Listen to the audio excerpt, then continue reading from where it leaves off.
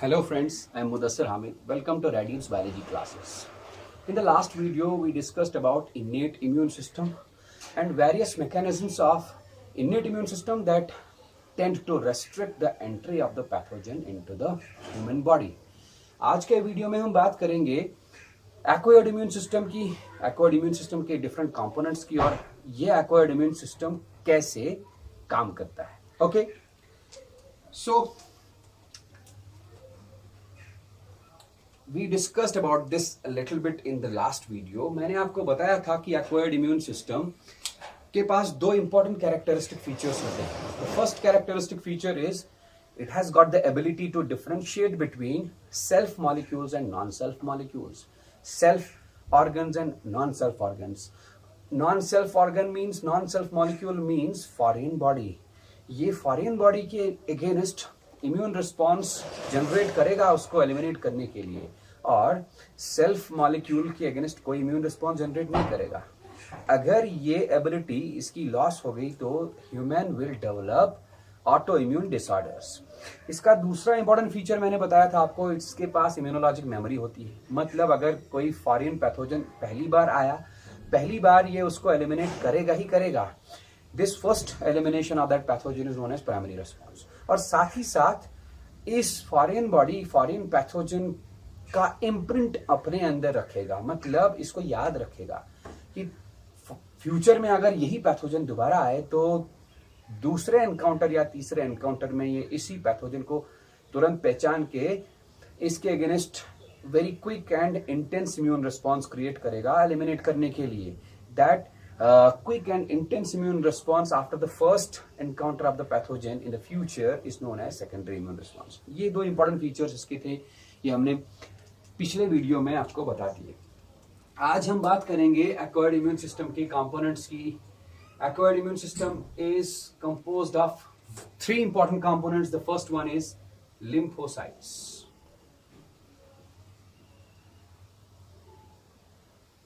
Lymphocytes, as you know, lymphocytes are a class of leukocytes. Leukocytes दो तरह के होते हैं, granulocytes and agranulocytes. Granulocytes contain granular cytoplasm and they are of three types: eosinophils, basophils and neutrophils. Agranulocytes blood में दो तरह के होते हैं. First one is monocytes and second one is lymphocytes. यही lymphocytes मैंने यहाँ पर लिखे. Lymphocytes बाकी blood cells की तरह bone marrow के अंदर बनते हैं. They are produced in bone marrow.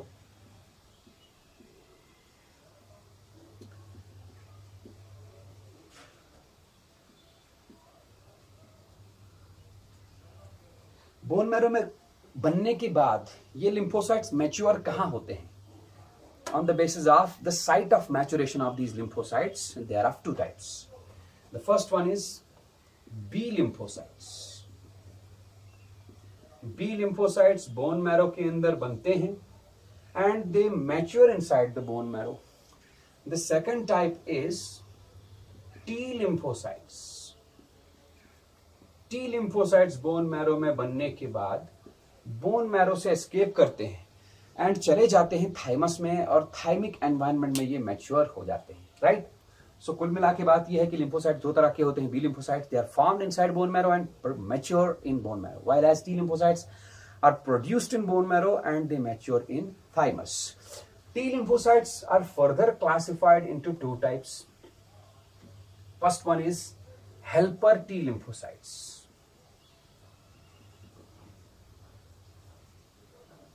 हम इनको TH सेल्स भी लिख सकते हैं. Second one is cytotoxic T lymphocytes.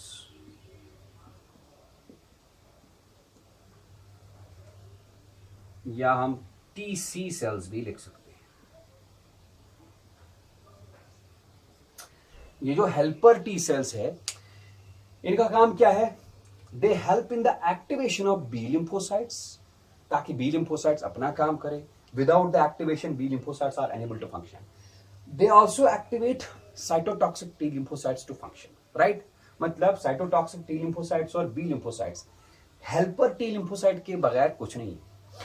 यही रीजन है कि HIV में हमारा immune system, HIV infection, AIDS में हमारा इम्यून सिस्टम वीक हो जाता है. इंसान छोटे से छोटे इन्फेक्शन को भी ट्रीट नहीं कर पाता अपने इम्यून सिस्टम से. क्यों? क्योंकि HIV डिस्ट्रॉय करता है टीएच सेल्स को, हेल्पर टी सेल्स को। जब हेल्पर टी सेल डिस्ट्रॉय हो गया तो B cell, B lymphocyte activate नहीं हो पाएगा और बी लिम्फोसाइट वाला रेस्पॉन्स खत्म।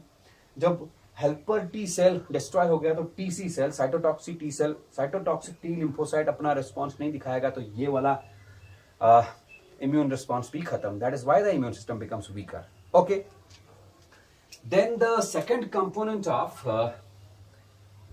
acquired immune system is antigen presenting cells. Antigen presenting cells वो वाले सेल्स होते हैं जिनमें फैगोसिटिक एबिलिटी होती है, मतलब they have got the ability to engulf a foreign pathogen, right? For example, ये एक एंटीजन प्रेजेंटिंग सेल है। This antigen presenting cell engulfs a foreign pathogen. ये मान लो एक फॉरेन पैथोजन है। फॉरेन पैथोजेंस को हम इम्यूनोलॉजिक टर्म्स में एंटीजेंस भी बोलते हैं। ये इस एंटीजन प्रेजेंटिंग सेल ने एंगल्फ कर लिया। एंगल्फ करने के बाद ये एंटीजन प्रेजेंटिंग सेल इस फॉरेन पैथोजन को, एंटीजन को छोटे छोटे पीसेस में ब्रेक करती है। उन पीसेस को हम एंटीजेनिक फ्रैगमेंट्स बोलते हैं, लाइक दिस। ये रहे एंटीजेनिक फ्रैगमेंट्स। अब इन एंटीजन प्रेजेंटिंग सेल्स के पास ऐसा क्या होता है कि फॉरेन पैथोजन इनके अंदर जाने के बाद ब्रेक होता है into antigenic fragments. They contain lots and lots of lysosomes and lysosome like organelles. उन ऑर्गेनल्स के अंदर, लाइसोसोम्स के अंदर बहुत सारे हाइड्रोलिटिक एंजाइम्स होते हैं। उन्हीं हाइड्रोलिटिक एंजाइम्स की मदद से एंटीजन ब्रेक होता है into smaller antigenic fragments. So these are antigenic fragments, right? Then ये एंटीजन प्रेजेंटिंग सेल इस एंटीजेनिक फ्रैगमेंट को सरफेस के ऊपर एक्सप्रेस करता है। कैसे एक्सप्रेस करता है? सरफेस के ऊपर इसको लेके आता है। हाउ? एंटीजन प्रेजेंटिंग सेल के सरफेस पे कुछ रिसेप्टर मॉलिक्यूल्स पैदा होते हैं। Receptor molecules express on the surface of the antigen presenting cell. ये रिसेप्टर मॉलिक्यूल को हम बोलते हैं major histocompatibility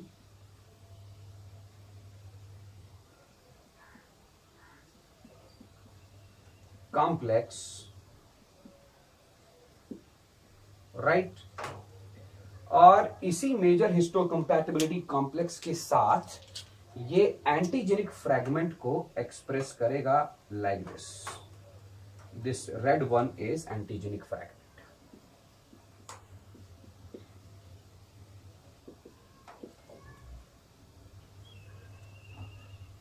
okay, major histocompatibility complex को हम MHC भी लिख सकते हैं। रादर MHC मॉलिक्यूल्स दो तरह के होते हैं, MHC1 एंड MHC2। यहां पर MHC2 यूज होगा। MHC1 क्या काम करेगा हमारे सिलेबस में, हमारे कोर्स में, उसके बारे में हम बात नहीं कर सकते। That is a bit higher concept. हम यहां पर सिर्फ MHC की बात करेंगे, बट आपको याद रखना पड़ेगा this is MHC2, major histocompatibility complex 2। Okay, so this APC is an activated APC, activated antigen presenting cell, या हम इसको ऐसे भी लिख सकते हैं APC, MHC, antigen complex, activated APC बोलो या APC MHC antigen complex, right? तो this activated antigen presenting cell, what is its function? ये इस एंटीजेनिक फ्रैगमेंट को एक्सपोज करता है, देता है, प्रेजेंट करता है to B lymphocyte, sorry to helper T cell. Helper T cell को ये एंटीजेनिक फ्रैगमेंट एक्सपोज करता है। मतलब ये cell, antigen presenting cell along with this antigenic fragment and MHC, ये बाइंड होती है हेल्पर टी सेल के साथ। तब जाके हेल्पर टी सेल खुद एक्टिवेट होगा and then it activates B lymphocytes as well as TC cells to function further, ये हम थोड़ी देर के बाद इसके बारे में बात करेंगे, right. The third component of acquired immune system is the antibodies. हम बात करेंगे एंटीबॉडीज की, right. Antibodies form the third component of the acquired immune system.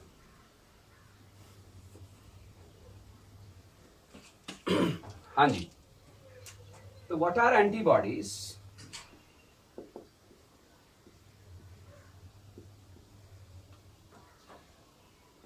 Antibodies are tetrameric glycoproteins, right?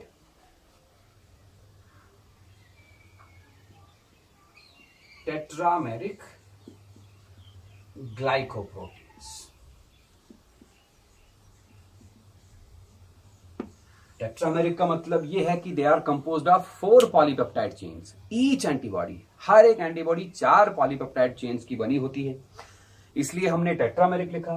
Glycoprotein मतलब पॉलीपेप्टाइड चेन के साथ carbohydrate units भी जुड़े होते हैं, राइट। अगर मैं कार्बोहाइड्रेट यूनिट्स हम नहीं बोलेंगे इनके साथ जुड़े हैं, देन प्रोटीन्स, बट इनके साथ थोड़े से कार्बोहाइड्रेट यूनिट्स भी जुड़े होते हैं। That's why I have written here that they are tetrameric glycoproteins.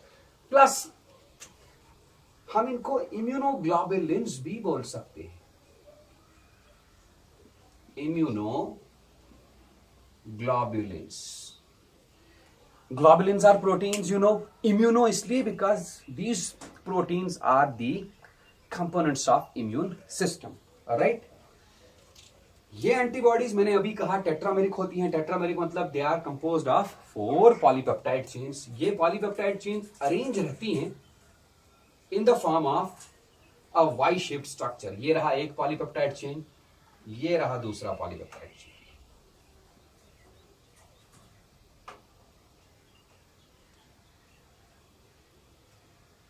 In 4 polypeptide chains में से 2 चेन्स हैवी चेन्स होती है। हैवी चेन इसलिए बिकॉज इनका मॉलिक्यूलर वेट बाकी 2 से ज्यादा होता है। And there are 2 light chains as well. ये लाइट चेन्स कुछ इस तरह अरेंज रहेंगी। देन हैवी चेन्स और लाइट चेन्स आपस में जुड़े रहेंगे with the help of bonds, covalent bonds like disulfide bonds. Now this is a Y-shaped structure जिसको हम एंटीबॉडी बोलेंगे। इस एंटीबॉडी में यहां पर एंटीजन बाइंड हो सकता है, यहां पर एंटीजेनिक फ्रैगमेंट बाइंड हो सकता है, यहां पर एंटीजेनिक फ्रैगमेंट बाइंड हो सकता है। जहां पर एंटीजेनिक फ्रैगमेंट बाइंड होगा उसको हम एंटीजन बाइंडिंग साइट बोलेंगे।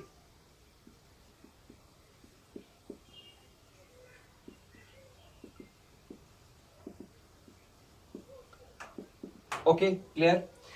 एंटीबॉडी का ये वाला एरिया, पीछे वाला एरिया कभी कभार एंटीबॉडीज ना बी सेल्स के सरफेस पे भी अटैच होती हैं। और ये कैसे अटैच होती हैं? ये अटैच होती है इस वाले एरिया से, this fragment, right. On the basis of, अच्छा sorry, this is the light chain. Light chain में पहले यहां पर लिखूं तो 2 तरह की लाइट चेन्स होती हैं, sorry 2 light chain and 2 heavy chain. Heavy chains 5 types की हो सकती है। एक एंटीबॉडी में 5 टाइप्स ऑफ हैवी चेन्स हो सकती है। फर्स्ट इज 2 अल्फा चेन्स हो सकती है। अगर एंटीबॉडी में अल्फा चेन्स हैं then this antibody is named as IgA। Then second one is gamma chains हो सकती है। अगर एंटीबॉडी में गामा हैवी चेन्स हैं then it is known as IgG। Then delta chains हो सकती हैं, 2 डेल्टा चेन्स। अगर डेल्टा चेन्स हैं एंटीबॉडी में then it is known as IgD। Antibody में एप्सिलॉन चेन्स हो सकती हैं। अगर एंटीबॉडी में एप्सिलॉन चेन्स हैं then it is known as IgE। And lastly the fifth one, अगर एंटीबॉडी में म्यू चेन्स हैं, mu heavy chains, then the antibody is known as IgM, right. Light chains भी 2 तरह की हो सकती हैं एंटीबॉडी में। They can be either 2 lambda chains और 2 कप्पा चेन्स। मतलब ये हुआ कि एक एंटीबॉडी में कौन सा हैवी चेन है उसके बेसिस पे एंटीबॉडीज 5 टाइप्स की हो सकती है। If there are 2 alpha heavy chains in the antibody then it is known as IgA। Similarly IgG में गामा चेन्स होती हैं, IgD में डेल्टा चेन्स होती हैं, IgE में में एप्सिलॉन चेन्स होती हैं एंड IgM में म्यू चेन्स होती है, राइट। IgA एंटीबॉडी को हम ऐसे लिख सकते हैं 2 alpha chains and 2 lambda chains, और 2 alpha chains and 2 kappa chain. मतलब IgA भी 2 टाइप की हो सकती है, first containing lambda heavy chains or second containing kappa heavy chains. Similarly, we can write IgG as gamma 2 lambda 2 or gamma 2 kappa 2. Then delta chains, sorry, IgD as delta 2 lambda 2 and delta 2 kappa 2. Then IgE को हम लिख सकते हैं epsilon 2 lambda 2 और epsilon 2 kappa 2. IgM को हम लिख सकते हैं म्यू 2 लैम्डा 2 और mu 2 kappa 2. So on the basis of which type of heavy polypeptide chain is present in the antibody, they are categorized into 5 types. Those 5 types are as follows. इन 5 तरह की antibodies का different function है। Will discuss about this in this very lecture. थोड़ी देर के बाद हम उसके बारे में डिस्कस करेंगे। Let me tell you about the functioning of this acquired immune system. ये एक्वायर्ड इम्यून सिस्टम के सारे कंपोनेंट्स कोऑर्डिनेटेड मैनर में काम करते हैं। कैसे ये काम करते हैं, let us discuss this.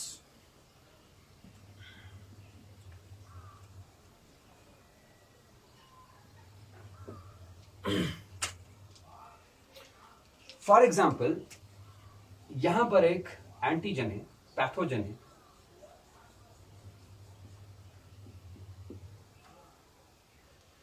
This pathogen enters our body. ये हमारा first line of defence cross करके बॉडी के अंदर आ गया और बॉडी में इसका एनकाउंटर हुआ एंटीजन प्रेजेंटिंग सेल के साथ। कोई भी phagocytic cell antigen presenting cell act कर सकती है। Antigen presenting cells are particularly macrophages, dendritic cells या कभी कभार बी सेल्स भी एंटीजन प्रेजेंटिंग सेल्स बन जाती है, राइट। ये एंटीजन प्रेजेंटिंग सेल इस एंटीजन को एंगल्फ कर देगा बाय फैगोसाइटोसिस और अंदर इसको तोड़ देगा, ब्रेक करेगा इनटू एंटीजेनिक फ्रैगमेंट्स, जैसा कि मैंने अभी दिखाया। ये रहे antigenic fragments.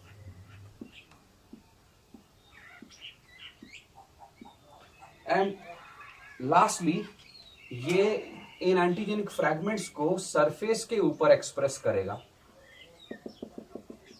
With the help of a receptor. That receptor is known as MHC2, major histocompatibility complex 2। अभी मैंने इसके बारे में बता दिया। ये रहा antigenic fragment, right. So this is antigenic fragment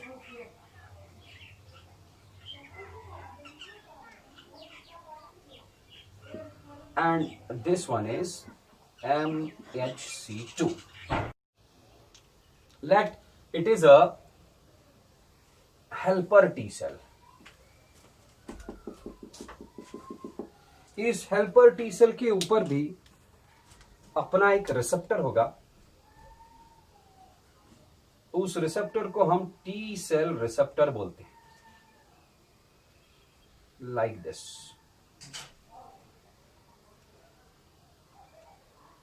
ये T cell receptor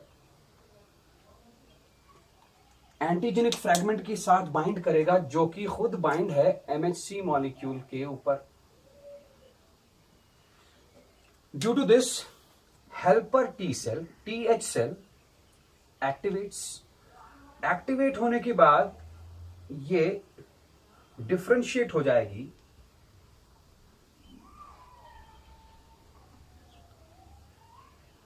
types of cells. It differentiates into two types of cells. The first one is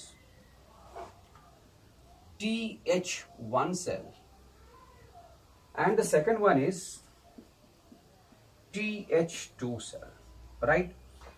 ये जो Th1 cell है, what it does, it activates, it binds to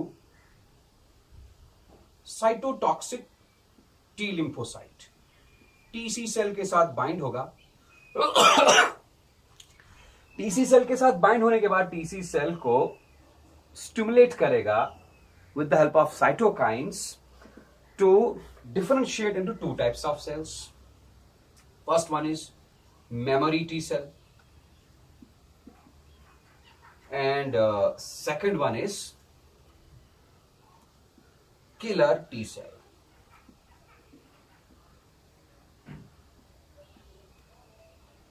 killer T cell इस pathogen को जो अंदर आया हुआ है, जिसकी वजह से ये सारा मैकेनिज्म स्टिमुलेट करेगा, उस पैथोजन ने अभी तक कुछ मल्टीप्लिकेशन किया होगा, उसका पॉपुलेशन थोड़ा सा इंक्रीज हुआ होगा बॉडी में. ये किलर टी सेल उसी पैथोजन को ढूंढ ढूंढ के उसके ऊपर अटैक करके उसको एलिमिनेट करने की कोशिश करेगा, right. This response will be the primary response.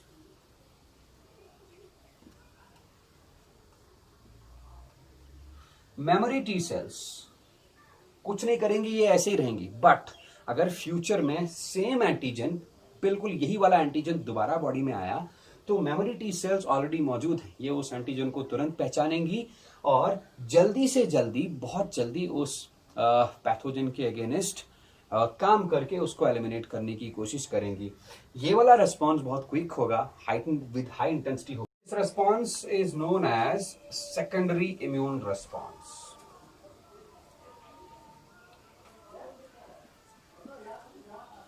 Okay. बात करते हैं Th2 सेल्स की. Th2 सेल्स क्या काम करते हैं? They activate, they bind to the B lymphocytes.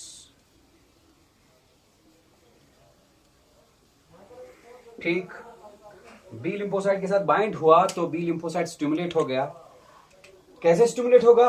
Again these release some cytokine chemicals. दो cytokine signals activate B lymphocytes. Due to the activation of B lymphocyte, their differentiation occurs into two types of cells. The first one is plasma cell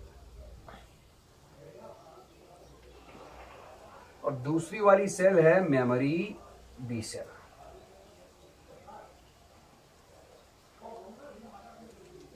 plasma B cells secrete antibodies. ये antibodies blood plasma और other body secretions में रहेंगी. These antibodies find the pathogen and try to eliminate it. Pathogen का eliminate होना, kill होना with the help of these antibodies. This is again a type of primary immune response. While as memory B cells क्या काम करेंगी? अगर same pathogen future में encounter हुआ तो मेमोरी बी सेल्स उसको तुरंत पहचानेंगी और बहुत जल्दी उसके अगेंस्ट इम्यून रिस्पॉन्स माउंट करके उसको एलिमिनेट करने की कोशिश करेंगी, again with the help of antibodies. मतलब मेमोरी बी सेल्स भी एंटीबॉडीज क्रिएट करेंगी, लेकिन अभी नहीं, बाद में जब सेम पैथोजन फ्यूचर में एनकाउंटर होगा. This type of response will be named as secondary immune response, right. तो कुल मिला के बात ये है कि एक्वायर्ड इम्यून सिस्टम एक पैथोजन को एलिमिनेट करेगा either with the help of killer T cells or with the help of antibodies. The elimination of the pathogen with the help of killer T cells is known as cell-mediated immune response.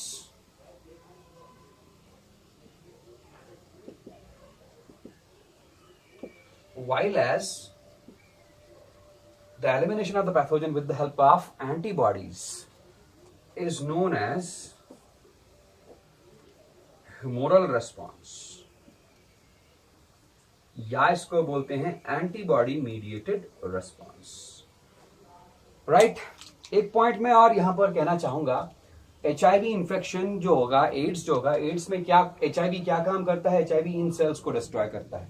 आप यहां पर flow chart में देख सकते हैं कि TH sales क्या काम करते हैं? They activate both cytotoxic T lymphocytes as well as B lymphocytes. मतलब ह्यूमोरल रेस्पॉन्स तब तक नहीं होगा जब तक हेल्पर टी सेल ना हो। सिमिलरली सेल मीडिएटेड रेस्पॉन्स तब तक नहीं होगा जब तक हेल्पर टी सेल ना हो। If the population of helper T cells decreases, the whole immune system functions in a very weak manner. Therefore, अगर थोड़ा सा भी माइल्ड पैथोजन बॉडी के अंदर आया, वो माइल्ड पैथोजन का इन्फेक्शन इजीली ठीक नहीं होगा, इंसान उससे मर सकता है, राइट। लास्टली इस इम्यूनिटी वाले चैप्टर में हमने एंटीबॉडीज के फंक्शन के बारे में पढ़ना है और we have to study about the types of immunity. Immunity के दो टाइप्स हैं, active immunity and passive immunity. We will discuss these two in our next video. Thank you.